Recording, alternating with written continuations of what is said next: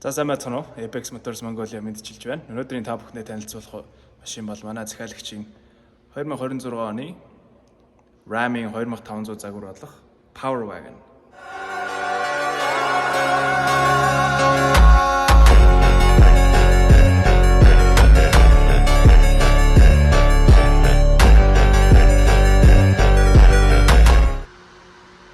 За тэгээд энэхүү Power Wagon-ы мотор бол 6400 cc буюу 6.4 литр Hemi V8 мотор байдаг.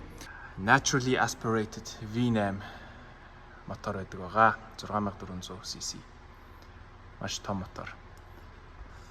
За тэгээд хороопны хувьд бол ZF8 гэдэг одоо сүүлийн үед гараад байгаа хамгийн том performance машинуудад хийгдэж байгаа ZF8 гэдэг хороп энэ Ram Power Wagon-д суулгагдсан байна. За тэгээд бас нэгэн гоё үйлдвэрээс ирсэн опшныг танилцуулъя гэж үзвэл энэ electronic winch байна. Энэ үйлдвэрээс суулгагдаж ирсэн байгаа. Дотроо байгаа удирдлагаараа ерөөсө зам дээр ингэж гацж матсан шаварт суусан хүнийг татаж гаргахын тулд ерөөсө зүгээр винчээ удирдлагаараа татаал удирдлагаараас оруулаад тэгэл ямар ч машиныг оттаа гаргаж тийм боломжтой юм winch байгаа. За тэгээд suspension бол амарчны юунаас мэдээлэл өгье гэж үзэх юм бол за үйлдвэрээс энэ Power Wagon бол 33 инчийн дугуйтай ирдэг байгаа. Тэгэнгүүтээ suspension бол Bilstein-ийн coilтэй. Тэгэнгүүтээ үйлдвэрээс 2 инчийн lift kit буюу өндөрлсөн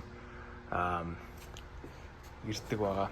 Тэгэхээр бас нөгөө яг off-road зориулсан Ram-ийн хамгийн одоо off-road зориулсан машин гэдэг нь бол яг эндээсээ мэдэгдэж байгаа. Та бүхэндээ дотоод салоноос танилцуулъя. Мэдээж артлын суудлаас эхэлж танилцуулъя. Артлын суудал мэдээж маш том зайтай. 2500 загварын өнгөт нэлээд өргөн арын суудал бол нэлээд том болоо явчихна. 3 том насан турш хүн бол хангалттай суугаад илүү гарах зайтай.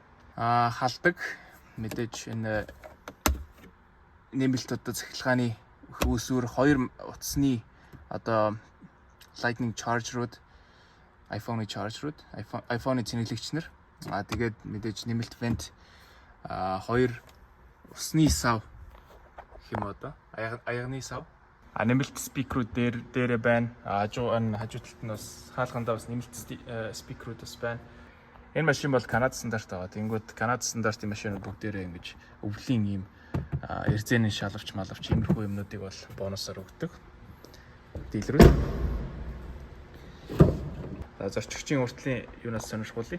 За мэдээж нөгөө спикер бол дууны систем бол Harman Kardon маш сайн ер нь бол боломжийн спикерийн систем байгаа. Тэгээд энэ суудлал бол яг жинхэнэ юм арьсан юм гоё суудлал байна. Суудлыг бол халж хөргөн. Тий. Уртлын суудлууд бол халж бас хөрнө.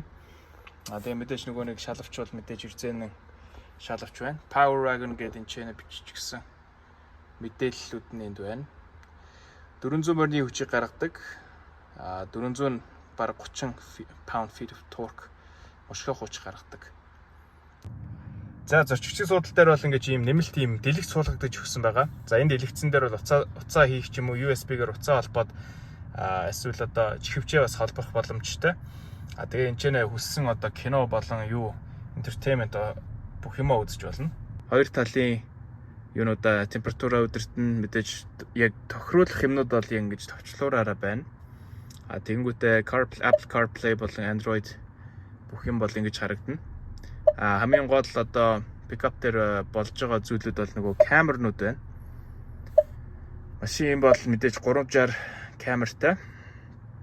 360 камер болон хажуудлын бүх юмыг харж болно. Тэгэнгүүтээ бас нөгөө давхар артлын бүхээгүүдээ бас ингэж харж болно.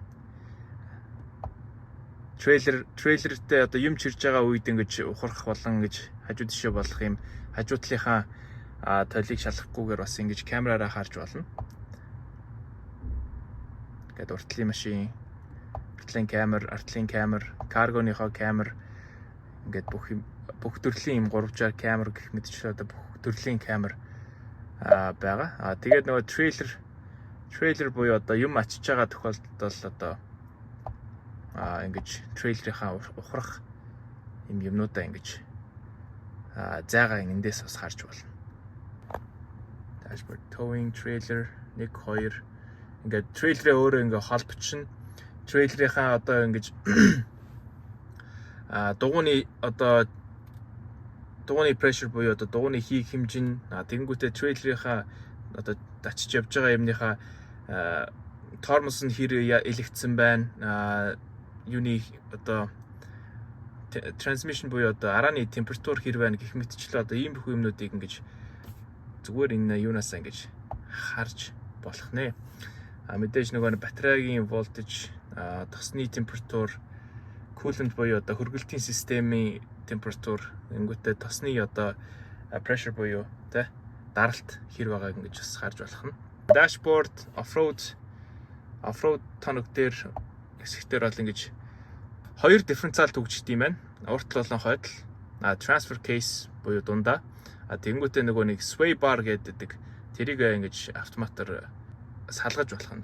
За тэгээд нөгөө оффроуд хийж байгаа үед бол нөгөө нэг градусаа ингэж бас хэмжих нь.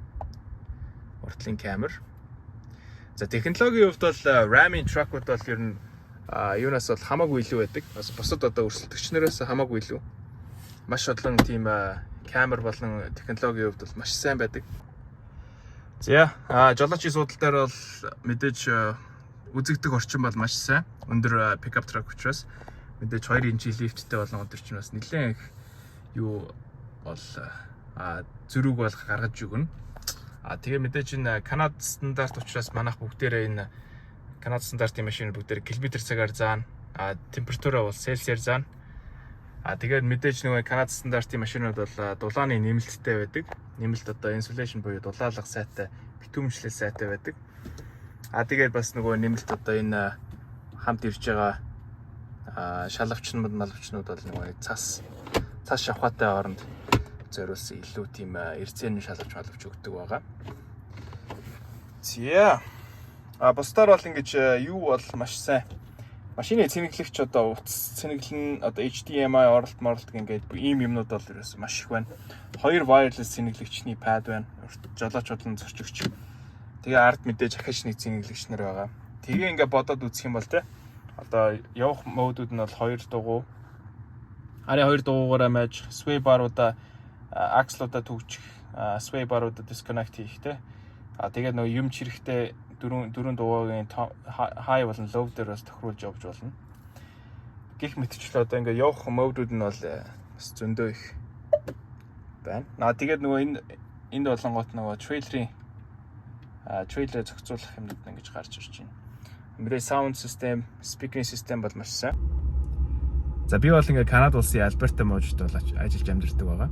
Тэгээд Альберта муж болонгот нөгөө oil and gas буюу одоо газрын тос болон нефт олборлолтоор тэргүүлж явдаг тийм муж байдیں۔ За тэгээ би бол өмнө нь бол тэнд газрын тосны нефтийн ийм сайтуудаар бол нэлээд ажилладаг байсан. Тэгэнгүүт одоо ингээд хамт ажиллаж байгаа ингээд залуучууд бол дандаа ийм RAM-ийн pickup truck унаа яваад идэх гэсэн байхгүй. Би яг хөө тэгээ тухайн үед нь бол ойлгохгүй тэгэл за ингээд нэгээ дагаал ингээд RAM-ийн pickup ундын болов гэж боддог байсан.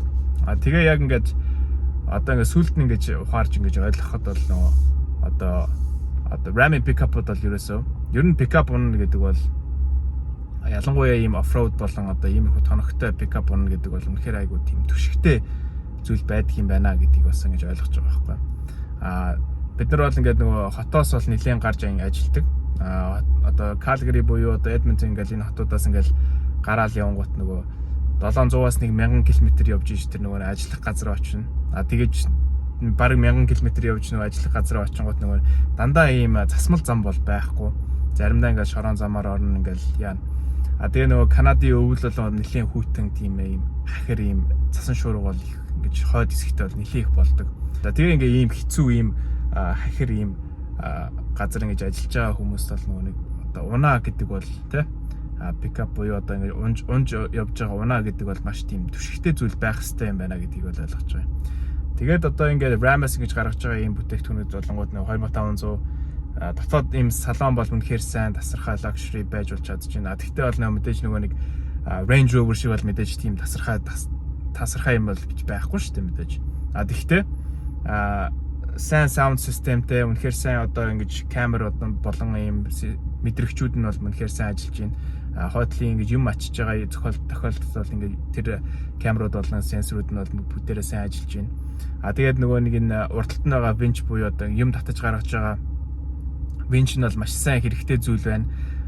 Жижиг машинууд бол нөгөө цасан шуурга болон Канадад ингээд гацчдаг. Засмалаас ингээ гараад явгот гацчин. Заримдаа ингээ засмалтай байсан ч гэсэн нөгөө цас айгүй их унсан учраас тэр жижиг машинууд ерөөсөө ингээ гацаад ингээ явхаа болчдөг.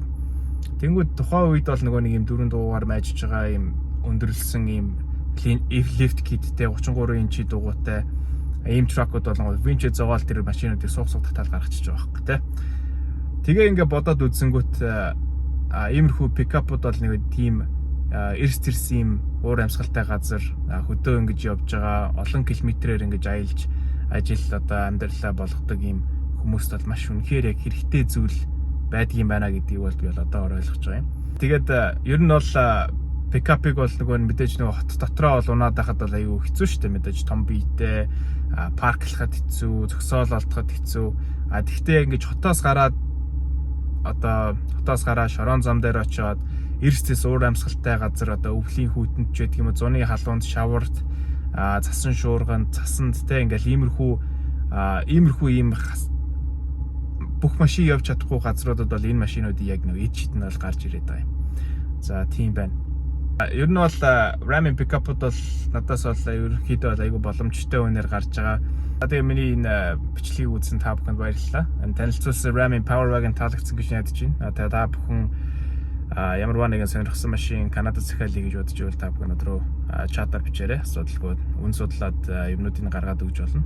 За тэгээ та бүхэнд баярлалаа. Ажлын амжилт хүсье. Баярлалаа бака.